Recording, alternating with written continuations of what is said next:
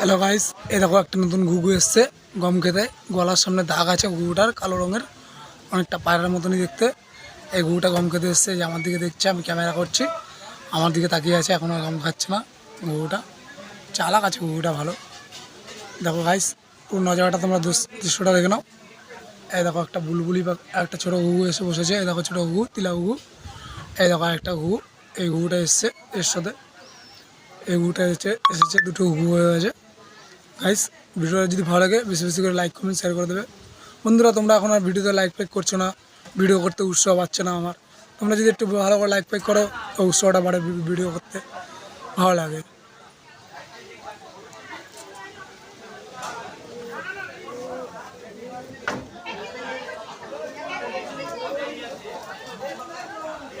চলে গেলো গাইস, এটাও চলে গেলো।